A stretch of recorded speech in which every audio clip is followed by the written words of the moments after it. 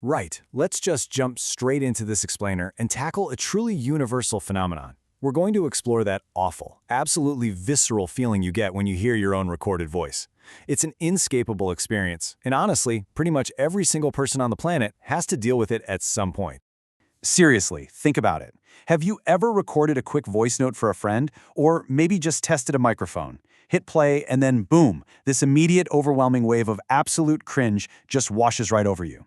You sit there completely taken aback thinking, wait, do I actually sound like that? It feels almost like a betrayal by your own vocal cords. Well, the good news is you are absolutely not alone, and you definitely aren't weird for feeling this way. Almost everybody despises the sound of their recorded voice. It's actually called the voice cringe, and it's basically just your brain freaking out over a massive mismatch.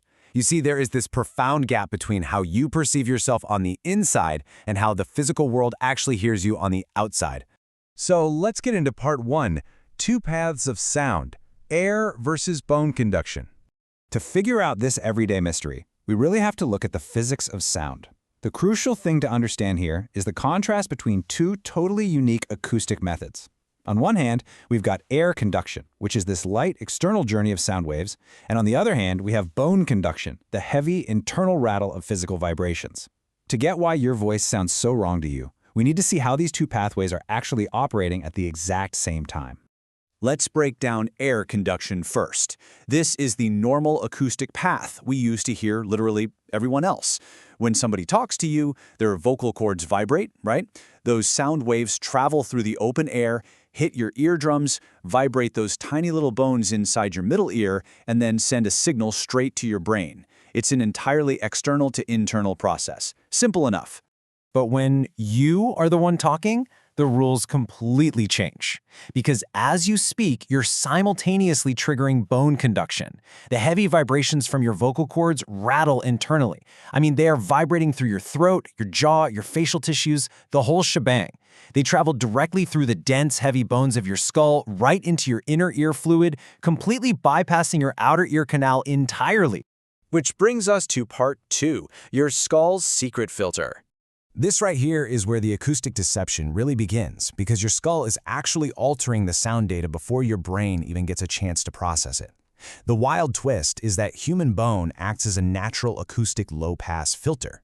What that means is your dense skull is an incredibly effective physical barrier that transmits lower frequency sounds beautifully, but it naturally muffles and suppresses the sharper higher frequency waves. Honestly, you can think of your skull as a built-in biological subwoofer that's just constantly running in the background every time you open your mouth. And because your skull naturally cherry-picks and amplifies all those deep, bass-heavy resonant tones, the audio you end up perceiving is totally skewed. The voice echoing inside your own head sounds significantly warmer, richer, and just way fuller than it actually is in objective reality. Basically, you've been walking around your entire life listening to a highly remixed, bass-boosted version of yourself. Okay, now let's contrast that biological subwoofer with a piece of recording equipment. When you speak into a microphone or listen back to an audio recording on your phone, that device can only capture the air-transmitted sound waves physically escaping your body. It completely misses out on recording any of that deep, cozy bone resonance we just talked about. The microphone is literally deaf to the internal bone vibrations that your brain fully expects to hear. So when you finally hit play on that recording, bam! That cozy, warm bass you're so accustomed to, it is completely stripped away.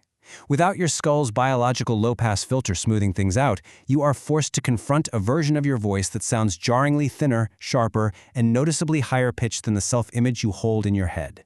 It's a raw, completely unvarnished acoustic profile. Which leads us nicely into part three, the self-confrontation effect. Now that we know exactly how the sound physically changes, we need to talk about the formal name for that awful skin-crawling feeling we mentioned right at the start. Psychologists actually call this jarring phenomenon the self-confrontation effect. It's essentially a moment of intense, sudden cognitive dissonance. You hear the audio, and your brain just actively rejects the recording as some unfamiliar external imposter. It sparks this visceral negative reaction simply because the sound utterly fails to align with your lifelong internal identity. You are basically listening to a stranger who just so happens to be using your words. So, what you should really take away from this explainer is to just go easy on yourself. The next time you think a video or a voice note completely ruins your voice, do not blame the microphone and definitely don't blame your vocal cords. You are simply the victim of what we can beautifully describe as a multimodal optical illusion of acoustic physics. It's just a magnificent biological magic trick your own body is playing on you. Ultimately, this whole explainer proves a pretty mind-bending reality about human anatomy. You truly cannot trust your own ears. Your brain has been feeding you this enhanced, bass-boosted narrative of your identity since the very day you first learned to speak.